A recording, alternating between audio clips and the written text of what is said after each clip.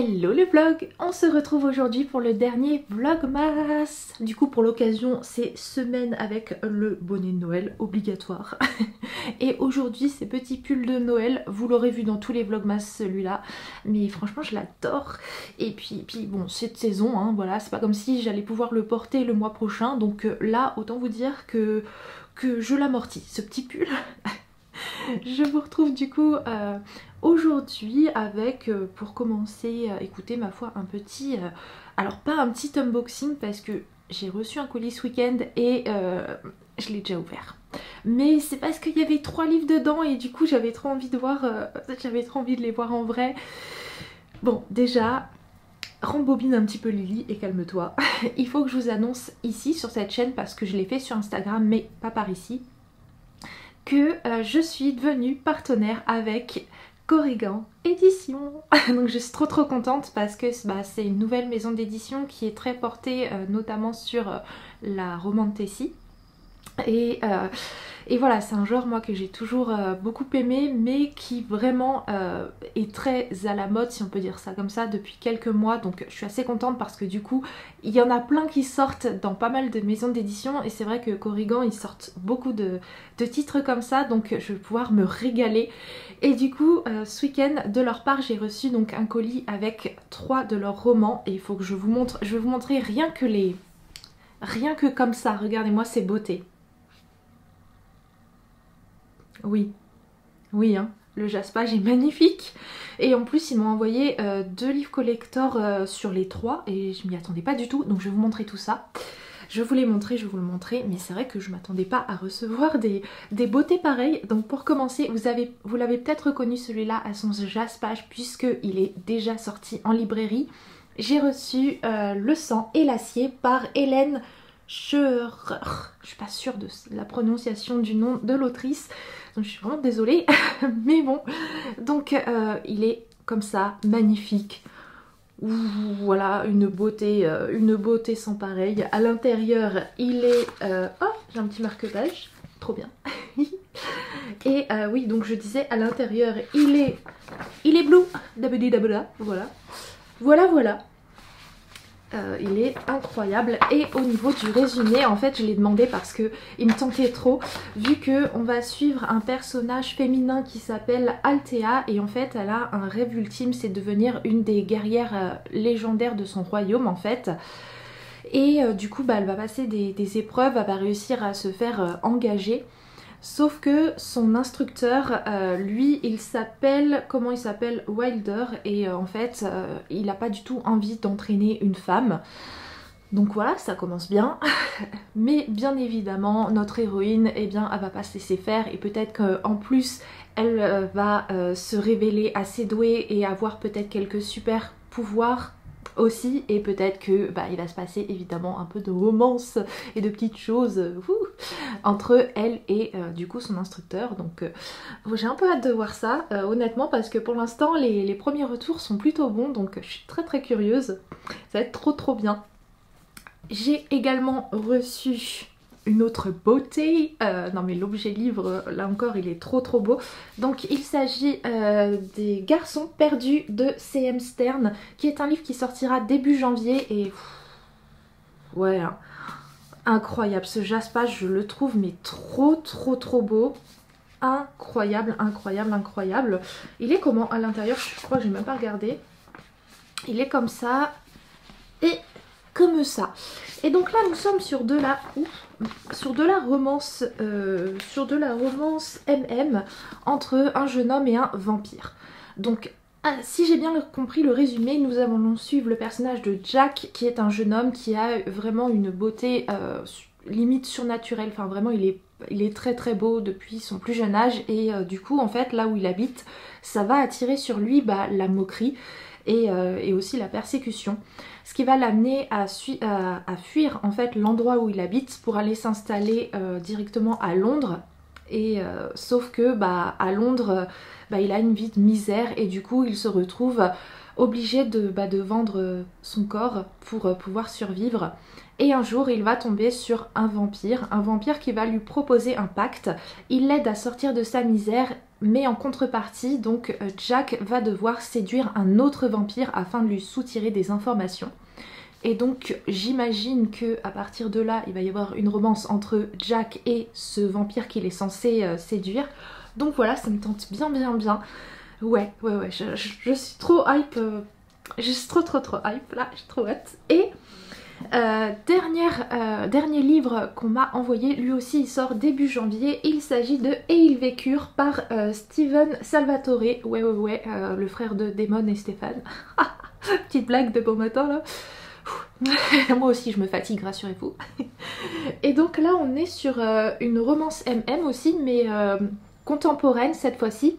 Et je vous avoue que moi ce qui m'a fait craquer, c'est la petite phrase là de Becky Albertalli, donc l'autrice de Love, Simon, qui nous dit un livre qui fera fondre votre cœur, j'ai adoré. Et je me dis que vu que j'ai beaucoup aimé le livre de Becky Albertalli, si elle a aimé celui-ci, ça peut me plaire. Et j'ai l'impression que c'est un livre qui a l'air assez doudou en fait, entre deux jeunes hommes étudiants en fait. Ils sont dans leur première année à la fac et ils vont se rencontrer. L'un c'est un grand romantique qui manque de confiance en lui et qui est persuadé qu'il n'intéressera jamais personne. Et l'autre c'est un écrivain en herbe et qui adore les histoires et les mots. Donc deux jeunes hommes qui vont se rencontrer et vivre probablement une belle histoire que je vais découvrir là-dedans. Mais au-delà du côté doudou, je pense qu'il y aura quand même un peu de smut là-dedans. Un peu de olé olé. Parce que je crois que ce livre, il est à lire à partir de 16 ans et plus. Donc j'imagine que si on nous définit une petite tranche d'âge comme ça, c'est que il y a des petites choses un petit peu coquinettes là-dedans.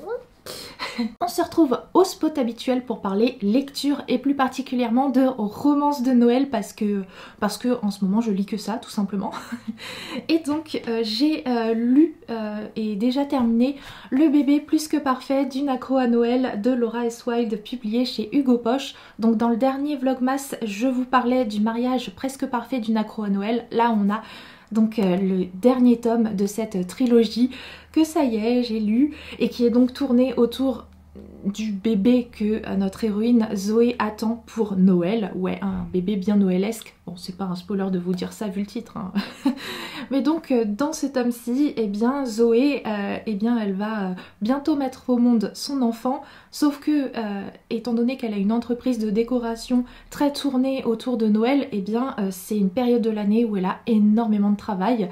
Donc c'est pas évident pour elle de tout gérer et honnêtement eh bien elle va tirer la corde peut-être un petit peu trop loin et ouais peut-être qu'elle va frôler le burn-out et du coup ça va la mettre tout ça dans une sorte de léthargie.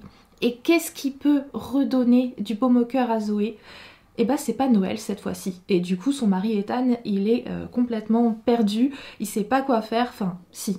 Il a bien une idée, il va faire appel à la famille de Zoé afin qu'elle vienne l'aider à retrouver la magie de Noël. Et du coup, c'est un tome qui est un petit peu différent, je dirais, des deux premiers parce que au tout départ, je dirais la première moitié du récit est beaucoup moins légère que ce à quoi on a l'habitude avec cette saga parce que vraiment notre héroïne, elle va pas bien du tout. Mais par la suite, on retrouve tous les personnages qu'on aime dans cette saga, toute cette petite famille qui se retrouve et cet esprit de Noël qui revient et qui nous fait du bien et qui fait qu'on aime cette saga et qui régale. Et ouais, franchement, cette trilogie, c'est une saga de romance de Noël qui est vraiment trop chouette. Et chaque tome est tout petit mais il nous fait vraiment passer un très bon moment. Sinon je continue toujours Un cœur pour Noël, donc le roman calendrier de l'Avent de Sophie Jomain. Et j'avoue que c'est peut-être les derniers chapitres qui me font cet effet là, mais je suis un peu plus mitigée sur cette histoire. J'aime bien mais il y a des petites choses qui m'agacent un peu et notamment l'héroïne là, Avril. Je la trouve assez immature en fait, notamment dans les derniers chapitres. Bon, je la trouve très adolescente alors qu'elle est quand même censée avoir 18-19 ans, mais dans ses réactions parfois, ouais, elle m'a un peu gonflée. Donc on va voir où ça nous mène parce que finalement, on approche du 24, hein. Mais c'est vrai que là, ouais, je suis un peu plus...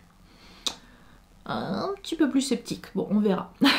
Et sinon, hier soir, j'ai commencé et déjà abandonné Noël en péril à Santa les deux sapins de Karen Pond, publié chez Fleuve Édition. Alors pourquoi je l'ai déjà abandonné? Pourquoi j'ai abandonné une romance de Noël? Qu'est-ce qui m'est passé par la tête quand même? Alors, pour ça il faut que je vous parle du tome 2 de cette saga, puisqu'en fait ce tome-ci est un tome 3. Dans cette saga de Karen Pond qui se passe à Santa les deux sapins, le premier tome c'est Vous faites quoi pour Noël, qui pour moi a été un coup de cœur. Et puis par la suite il y a eu Vous faites quoi pour Noël, on se marie. Et ce tome-ci, pour moi, ça a été la grosse désillusion. Tout simplement parce que on retrouve notre héroïne, Pauline, qui va passer les fêtes de Noël avec sa belle famille, donc dans la famille de son conjoint.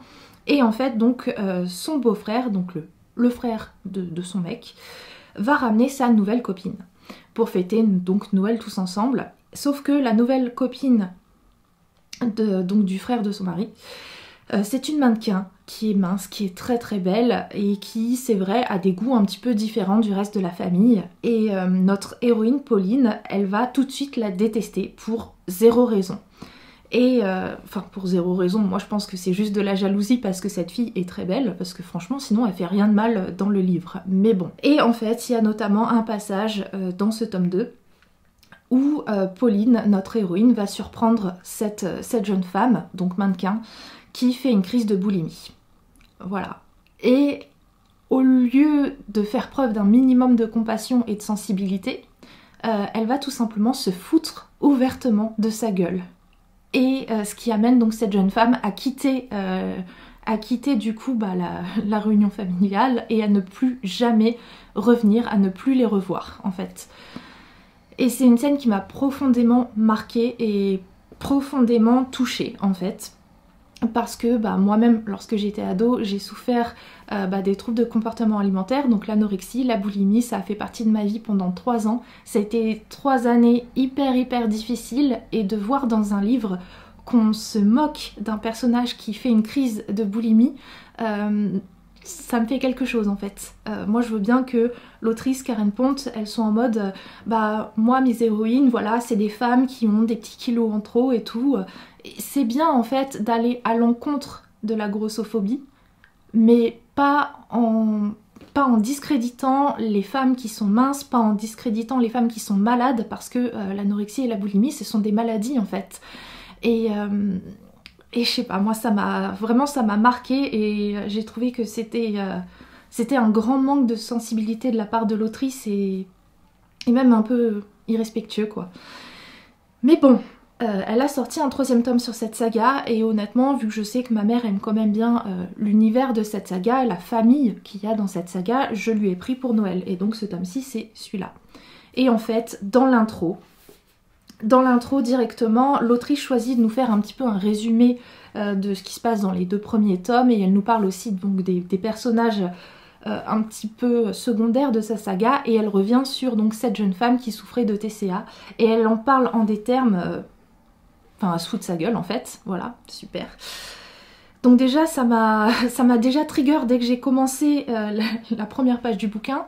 Et en plus de ça, après, j'ai commencé l'histoire et j'ai lu à peine 30 pages parce que l'héroïne, Pauline, en fait, elle me gonfle, voilà, je la trouve insupportable et je l'aime pas du tout. Et je crois que je reste vraiment, je crois que je reste traumatisée par ma lecture du tome 2 et que ça m'a vraiment fait trop de peine. Et du coup, ça sert à rien que je continue dans cette saga, parce que il y a des choses comme ça qu'on peut pas oublier, et perso chacun a ses triggers, hein. Peut-être que pour vous les TCA c'est pas grand chose, et je peux comprendre si jamais vous êtes jamais passé par là, mais je peux vous dire que pour moi qui ai vécu ça, je peux pas supporter qu'on se moque de cette thématique dans un livre, donc bon.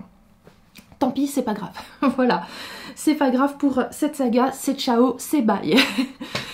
Bon, sinon, sur ce, écoutez, je vais vous retrouver cet après-midi parce qu'il faut que j'emballe des cadeaux de Noël. Bon, déjà, il faut que je termine le colis pour l'envoyer à la gagnante du concours du vlogmas précédent, mais il faut aussi que vraiment j'emballe les cadeaux de Noël de mes proches, parce que, mine de rien, ça approche le 24. Et il faut que j'envoie un colis pour mon amie Anaïs, donc il est temps que j'emballe ces cadeaux. Et en plus de ça, mes parents arrivent chez moi jeudi, donc du coup ce vlog n'ira pas jusqu'au 24, parce que dès qu'ils vont arriver je vais profiter d'eux vu qu'on se voit qu'une fois par an. Donc voilà, là on va passer les fêtes de fin d'année ensemble, ça va être trop cool. Mais ouais, du coup ils arrivent jeudi, donc il faut que d'ici là tout soit déjà emballé. Donc faut que je m'y mette, sachant que je ne suis pas sûre d'avoir assez de papier cadeau pour tout emballer. Mais ça, c'est un autre débat.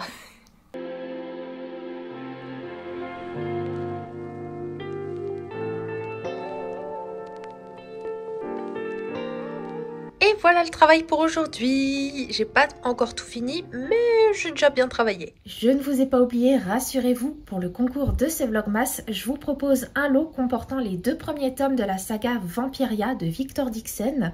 Et pour tenter de le remporter, il vous suffit, si ce n'est pas encore fait, de laisser un commentaire sous cette vidéo et sous les 2 précédentes, soit sous mes 3 Vlogmas de Noël, et également de remplir le formulaire qui se trouve dans la barre d'infos. Bonne chance à vous! On se retrouve en ce jeudi, et oui j'ai pas eu le temps de filmer hier mercredi et même avant-hier mardi parce que j'ai vraiment eu 2 grosses journées hyper remplies, hyper chargées, à devoir penser à 1000 choses, à faire plein de trucs à droite à gauche. Et pour tout vous dire, j'ai même pas eu le temps de lire là pendant ces 2 dernières journées. Enfin si, j'ai juste lu à chaque fois le chapitre du livre calendrier de l'Avent de Sophie Jomain, mais c'est tout en fait. Donc Bon, du coup on va parler de quoi aujourd'hui? Bah figurez-vous que j'ai peut-être pas eu le temps de lire ces derniers jours, mais j'ai eu le temps de recevoir des colis. Ah, le petit rire maléfique que j'ai fait là. Donc on va ouvrir tout ça ensemble. Pour commencer, on va ouvrir cette enveloppe là. Cette enveloppe qui contient, je sais ce que c'est et j'ai trop hâte. J'ai trop hâte d'avoir enfin entre les mains. Tada! Le tome 5 de Heartstopper. Oh là là, je suis trop contente. Je suis trop contente. Ça y est, je vais pouvoir me plonger dedans. Je l'attendais avec tellement d'impatience, ce tome 5. Oui, oui, oui. Donc ce tome 5 qui s'appelle Première fois d'Alice Oseman, publié donc chez Hachette Roman. Merci beaucoup Hachette. J'ai trop hâte de retrouver Nick et Charlie là. J'ai trop besoin de lecture doudou en ce moment. Donc ça, je pense que d'ici les prochains jours, à mon avis, il va être lu. Et ensuite, comme vous le voyez, j'ai passé une commande sur Amazon. Et en fait, j'ai passé une commande et j'ai reçu 3 colis. Oui, car dans cette commande, il y avait 3 trucs. Voilà, c'est... Oui, bon, pourquoi pas. Du coup, on va ouvrir ces 2 colis. Alors, pour commencer, dans celui-ci, nous avons un livre dont je viens d'enlever le blister pour qu'on le voit encore mieux. Il s'agit du roman de Carissa Broadbent, Le serpent et le descendant de la nuit, publié chez les éditions Bookmark, qui est incroyable. Regardez-moi ce jaspage. Oh là là, trop beau. C'est un livre dont j'entends parler depuis 1 an sur la chaîne de Nina Quill et j'ai voulu l'acheter en VO à l'époque, sauf que les prix des VO, des versions VO étaient vraiment très chers, donc quand j'ai su que ce livre allait sortir en VF, je l'ai attendu et là j'ai craqué. Voilà. Oh qu'il est trop beau, et je crois que nous sommes sur de la romance incluant des vampires avec une femme badass et tout qui va devoir s'entraîner en tout cas pour passer des épreuves, parce que apparemment ce livre c'est un peu un mix entre Hunger Games et Le sang et la cendre, donc 2 romans que j'ai adorés. Donc voilà, ça plus l'avis de Nina qui a aussi adoré, je pense que je vais me régaler avec cette lecture. Et dans ce dernier colis, nous avons un livre dont j'ai également enlevé le blister pour que vous puissiez mieux le voir. Il s'agit du tome 2 de la saga Nevernight, donc la saga de J. Christophe publiée chez les éditions de Saxus. Je me suis pris donc ce tome 2 dans la Dark Edition, voilà, et du coup on a toujours au niveau du jaspage ce ciel étoilé. Et le message de ce tome 2 c'est ne jamais avoir peur, voilà. Trop beau. Oh là là, j'ai hâte de me plonger dans cette saga Nevernight, ça a l'air tellement cool. Sur ce la team, je pense que je vais vous laisser là puisque mes parents arrivent chez moi dans quelques heures et du coup je vais pas pouvoir filmer plus longtemps. Du coup je vous souhaite à toutes et à tous de très belles fêtes de fin d'année, de passer de très bons moments en cette fin d'année 2023, entourés des gens que vous aimez. Voilà, nous on se retrouve en 2024 et d'ici là de mon côté j'ai ressorti le puzzle et entre puzzle et lecture, je vais passer des bonnes petites fêtes, je pense. Merci encore de suivre mes vidéos, je vous embrasse très très fort.